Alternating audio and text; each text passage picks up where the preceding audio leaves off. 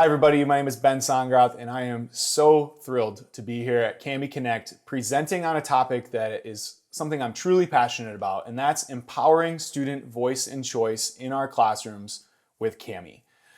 So as I said, my name is Ben Sondgeroth. I am the lead regional EdTech coordinator for the Learning Technology Center of Illinois, and in that job I get to travel all around the state of Illinois, specifically the northwest corner of Illinois, supporting all the schools and districts in anything that has to do with educational technology. And so in that I get to do a lot of professional development, consulting, all that fun stuff, looking for ways that we can empower our students to leverage technology effectively in the classroom. I got my start doing stuff like that back when I was a high school history teacher, and I taught with iPads. And it was really at that time in my career when I brought those iPads in and I started converting my curriculum over to technology that I found that if we gave kids the option of what they wanted to learn and how they wanted to demonstrate that learning, their passions sparked. I was able to see more creativity. I was able to see a lot of change in demeanor and learning in my classroom. And that's in history, which can be kind of a tough topic to get kids excited about. So that's where all this started. And of course, I'm a Cami hero. It's one of my favorite badges and titles that I have. I love this company. I love what Cami can do in a classroom, and I'm excited to share some of those ideas with you today at Cami Connect. So let's get started. What do we mean by voice and choice? It's a big question, and it's a term that maybe we've heard or seen before, but maybe we haven't drilled into what exactly that looks like or what that means. And so when I define this, I look at it as giving students the ability to choose what they are learning and how they demonstrate that learning. So this can take on a number of different kind of ways and looks, because at first when you look at that, you're like, wait, they can choose what they learn? What about my curriculum? What about my lesson objectives? And that's totally fair. It's hard for us as teachers to give up that control of what the students are learning. And I'm not saying we're going to let kids just run wild and say, hey, here's a history textbook, here's a history timeline, learn whatever you want. What we're looking at is when we have our lesson objectives, how can we maybe work in giving kids the option to choose things that they're passionate about, or choosing the way that they learn that. It's not just the same, hey, I'm going to print this off and I'm going to hand it to you and you're going to do it, or I'm going to share this article with you, you're going to read it, and that's how the only way you're going to learn about it. And then it comes to the choice part, which can be, how are they going to demonstrate that learning? What are ways that are out there that our students can demonstrate their learning in a way that makes sense to them? Give them the choice in how they're demonstrating that learning. So I'm going to show you some different examples today on how we can let Cami kind of take hold of that and go from there. So let's look at these guiding questions. Because what does this look like when we're using Cami in our classrooms? So these are our 3 guiding questions for our session today. How can we transform our assignments to empower voice and choice? How can we take that stuff that we've already been doing, that curriculum that with the pandemic has pretty much all gone online? So how can we take those things and all of the new PDFs and things that, textbooks are sending out to us and, companies are sending to us, how can we take those and transform them and allow our students to demonstrate their learning in ways that make sense to them? So that's the first thing we're going to look at. The next thing is, what features of Cami allow our students to demonstrate their learning in their own way? Like, what's out there? What's in that magic toolbar over on the left-hand side that allows our students to demonstrate their learning in new and exciting ways? We're going to look at that. And then the last question is a bit of a unique one, because so far we've featured in on the learning and then the demonstration of learning, but what about when the assignment is finished? How can we as a teacher empower our students and give them something that makes sense to them on the back end to encourage them to keep learning and give them that feedback that makes sense and that works? So we're going to look at how we might bring voice and choice into after the assignment's over with. So I'm really excited to dive into these things with you today. So the first thing here is, how can we transform those assignments to empower voice and choice? Well, we're looking at that leveraging existing PDFs and making them better. So I know as a history teacher, I had loads of PDFs that were really good and they were really powerful. But the problem was you printed them off, you handed them out to your kids, and the only way they could respond was often by writing on them. And so at the end of the day, you had a whole stack of papers that was this high, filled with potentially chicken scratch that you couldn't read from some students because their handwriting was too sloppy, and you only gave them that one way to demonstrate their learning. Well, with Cami, what we're able to do is we're able to put those PDFs, shift them into our Google Drive, open them up using Cami, and then bring in the whole annotation bank to be able to, or the whole annotation toolbar, to be able to just maximize them. And we're going to get into some examples of that coming up in a little bit. But the other thing that we can do, as you can see in this GIF here on my slide, we're able to actually take those PDFs that maybe are 10, 20, 30, sometimes 100 pages long, and use Kami's tools like split and merge to divide them up. You might have a PDF that's 100 pages long and you only need 3 pages. Put it into Kami, put it into the split and merge tool, pull those pages out that make sense for your students, export them as a new file, and share them out through whatever platform you're using, Google Classroom, Schoology, Canvas. And now your kids don't have to worry about wading through a large file. The other thing is maybe your students are doing research. Let them use the split and merge tool. They find a PDF that's super helpful in some sort of journal archive. They can download that, upload it to the split and merge tool, take out the pages that they need for their project, for their research, and then they're not using a large PDF that's confusing and cumbersome to get through. The other thing is, what if we've got those files that we've scanned into our computer? So last year when everything went remote, lots of people were scrambling to digitize things. So we might have scanned some files in that we weren't using digitally before. Well, some of our tools online won't work with those unless we run what's called OCR. So I want to always make people aware that OCR is there, and what OCR is going to do is take those files and essentially raise the text up, allow it to be featured in things like the screen reader, our text-to-speech option, and lets those files really come to life. So I want to make sure that everybody's kind of aware of what we can do with those files that we had before, and we can transform them to empower that voice and choice. What about those Google files that we had? So last year, I know I helped thousands of teachers transform a lot of their activities and turn them into Google Docs, Google Slides, Google Drawings, all sorts of interactive activities. And I love Google. I'm a passionate Google user. But the problem with Google is there's not everything in there. Like, you have to use other third-party tools, and sometimes just you're limited as to what you can actually accomplish when you open up a Google file. So I want to take you through a little tour here. I'm going to actually show you. We're going to look at this notes activity here, and we're going to see how we might take a Google Slides notes activity, and we're going to transform it into something that is better. We're going to transform it with Kami. We're going to bring all of Kami's tools into this Google slide, and we're going to make it come to life. So just as an example, this Notice and Wonder activity, what we're looking at is how can we take this YouTube video and have our kids watch this YouTube video, take the Notice and Wonder notes. So they would have to either open it up, have it open in a new tab, watch the video. They could also take the link, and as a teacher, I could insert the video this way, put it in by the URL, add it in, and then the video's in the notes, and that's good too. But the problem is, if I want my students to take notes and watch that video at the same time, they can't do that inside of Google Slides. As soon as they start typing in Google Slides, the video is going to stop and reset. Or if they open it up in that other tab, they're going to have to be splitting their windows and jumping back and forth, and that's not ideal either. So not to mention that really the only way they can take notes in here is by text, and that's not giving them voice and choice in how they're demonstrating what they know from the video or what they learned from the video.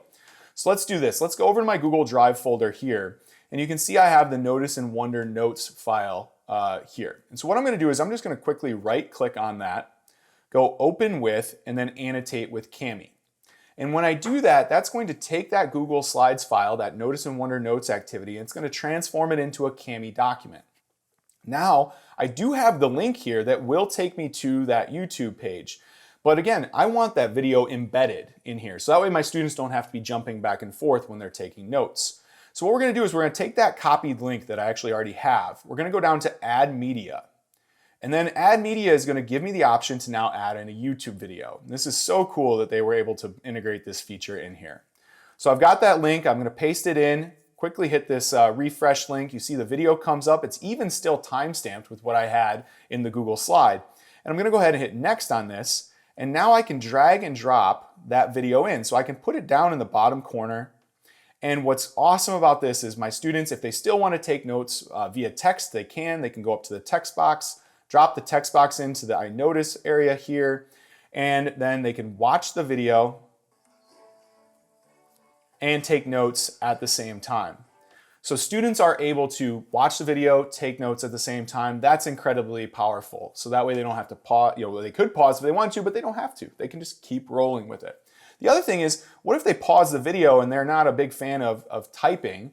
They can use the speech to text option. So when you put in the text box over on the right-hand side of the screen, you're going to see that we have the ability to add in speech to text by clicking this microphone. So they don't have to type their text notes in. They can talk and have their notes show up there. Again, voice and choice though, what we're actually looking at is, what about the kids that don't want to type those notes? Well, that's okay. Because if we want to go over, maybe they want to take some audio notes. Well, let's allow them to go to the comment area here, go to voice comment, and then now what they're going to be able to do is be watching the video, quickly pause it, go to the I notice area, or let's go to the I wonder area this time. I wonder, as I'm watching this, where do those lions live? Hit stop, and now that voice note is going to live in that area. So as a teacher, I can go back in and I can actually review this and I can listen to my students and their thinking. And what can be really fun is that we can even potentially color code these notes. So if a student maybe had a really interesting question, perhaps they color code the dot red. And then that's a visual cue for you, the teacher, that maybe that's one I want to listen to because they really have a good question there. And I think that's a really cool feature that we can give our students to allow them to demonstrate their learning a little bit differently. The last thing is when they get done with their notes, how about we give them the opportunity to kind of do some reflection, demonstrate their learning in a little bit different way by doing a screen capture comment. So they can go back over to the comment area, click on the screen capture, and they could drop this in at the top. And when they do that, it's going to now allow them to share their screen.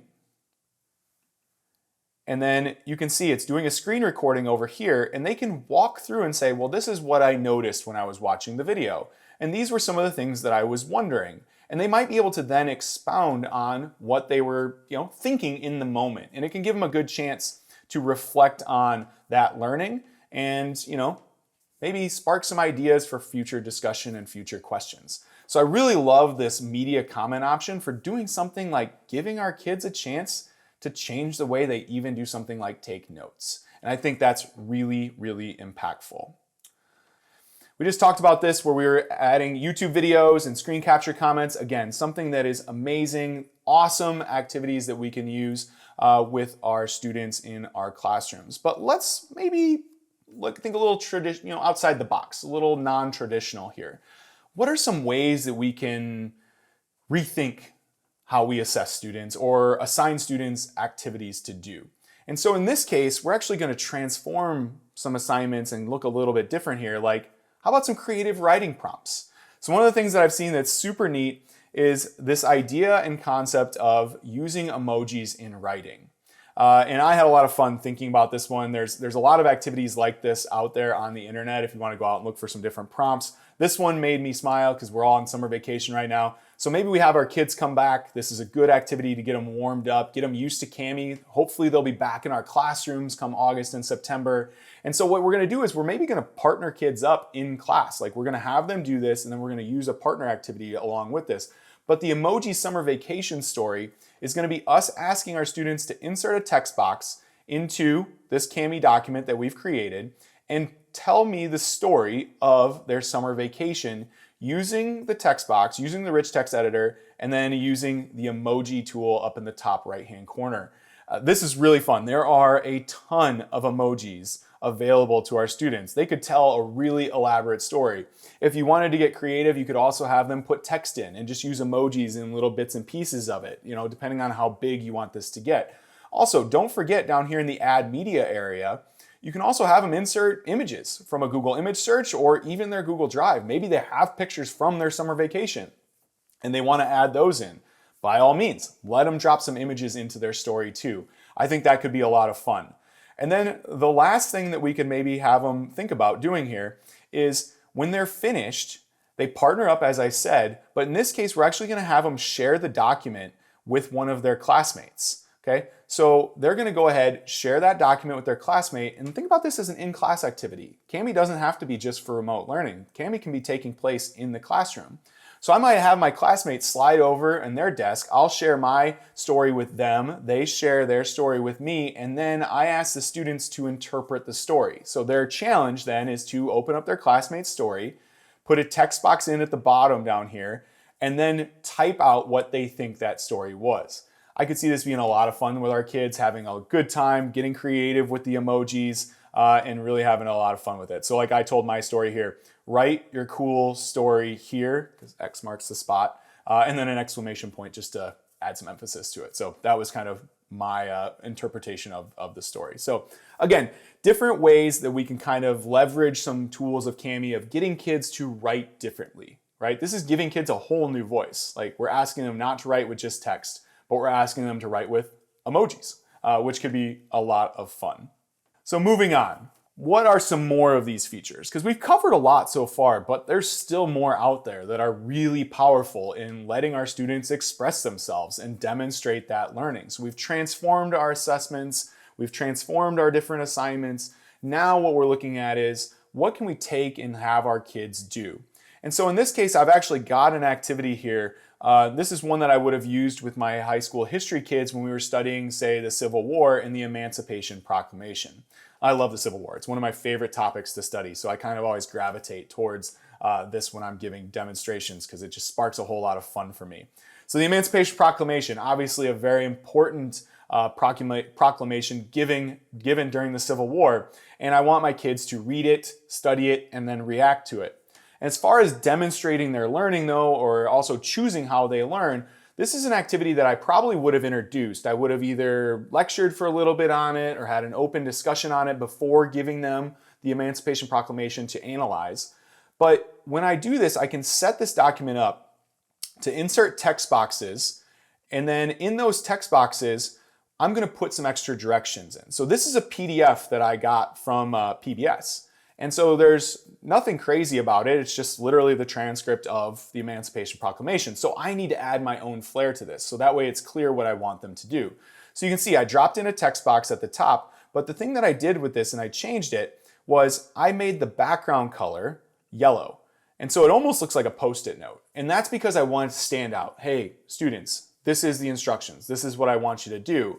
And then the other thing that I was able to do was find a YouTube video that goes into detail about the Emancipation Proclamation. You know, the students are going to be there in front of me. They're going to listen to me talk about it, but what about the kid who's absent? Maybe there's a kid that is on remote learning. How about those students? Well, we can give them a video to watch, or maybe those kids that were even in our class need a little extra clarification. So I can put this YouTube video in and allow my students the opportunity to watch that video to gather some more insight into how important the Emancipation Proclamation was. And then you can see what my question to them was, or my task for them was to highlight 3 or 4 key phrases in the document and then answer the prompt at the bottom of the page. So you can see this is actually Ryder's document. You can see RS down in the bottom. So that's Ryder Sondgeroth. He's the one that's editing this as a student. And he's gone in, he's put his highlights in. So as a teacher, I can review this. I see he's put his highlights there. And then here, so that's great. And then down at the bottom, again, I put this prompt in for my students. So it's saying like, imagine you were alive in the Civil War. I want you to react as if you were just told about the Emancipation Proclamation or you just read it. What is your initial reaction to that? Well, for this, a typical assignment might be me printing this out and having them write that down. With Kami, we're able to leverage a lot of different features here to let them express their learning differently than what they did before. So I want them to do a narration. I want them to do it live. I want them to say, yes, this is what I would feel. So I could tell them, go over to the comment box again. And just like we did with those notes, add an audio comment. Tell me what your initial reaction would be if you were a citizen in the United States during the Civil War and the Emancipation Proclamation came out. Well, you can see Ryder chose to do that option. And so he was able to drop the comment in, and then I as a teacher can go back in and listen to it and hear him and his thoughts about that topic. Now, maybe he doesn't want to do the audio. Maybe he wants to type. That's fine. He can go down here to this plus sign where it says add more pages. And now he can add multiple pages to this Kami document. He can add blank pages, and now we can even add lined pages. Now, grid and music doesn't make a whole lot of sense for a document like the Emancipation Proclamation, but if you're a math teacher, science teacher, music teacher, that's pretty cool. And that's a great feature of Kami that you can add those pages in now. Our students can even add the pages in portrait mode or landscape mode, whichever way works. So we can add that page in, and our student can then add text boxes into that and have them, write a full paper if they wanted to. And, maybe they want to get a little crazy, they can do a video comment and they could add that as well. So there's lots of ways that Cami can really take something that was just a printout that I would have handed to them and give students multiple ways to learn that topic and also demonstrate that understanding. Now, what about that last question that I was talking about before? What do we do after the assignment's done? How can we give kids feedback in multiple ways? Because feedback shouldn't just come in one way. And what we're going to do for that, what we're going to look at is how can we leverage the Annotation Bank to give that feedback quickly and effectively. So the Annotation Bank, if we go back into our Emancipation Proclamation, is up here. If we toggle the sidebar over and then go to our Annotation Bank, what this does is that keeps comments or text or any annotation that we make in Cami, puts it over here, and then we can use it across all of the documents that we're reviewing as teachers, including, and not limited to, audio comments. So I can add audio comments by just dragging and dropping instead of re-recording myself over and over and over again. This is an awesome feature of Cami. Drawing, circles, shapes, you name it, put it over there, you can drag it in. Super cool. Text, everything. So by doing this, we are actually now transforming how our students are able to listen to our feedback. We're giving them the feedback that works for them. I really, really like that. And then lastly, what do we do after the assignment's done? Well, we can actually export all the annotations. So if our students have a large file where they went through and they highlighted a lot of text or they made a lot of different notes on that file, we can have them go back through and export just those annotations out into an easy to read, easy to process document using the export annotations only when we go up to the download option up in the top right-hand corner, as you can see in this GIF. I like this for research projects that kids are looking at huge documents, pull all that stuff out. It gives them a good way to demonstrate their learning and a good way to kind of maybe reflect on their learning as well. All right, lastly, here's how we're gonna wrap this up. I want you guys to think about this. What's the best way that you learn as an adult? As an adult, I watch YouTube videos, I need live demonstrations, I need blog posts. It depends on the content. Is it something I need to build? I need to see somebody do it. That could be a YouTube video. Something I need to learn about. I might need to just read about that. It depends on the topic. And so when you're thinking about that as how we process information as adults, why don't we do that for kids? Sometimes it's a podcast, sometimes it's a verbalization of learning.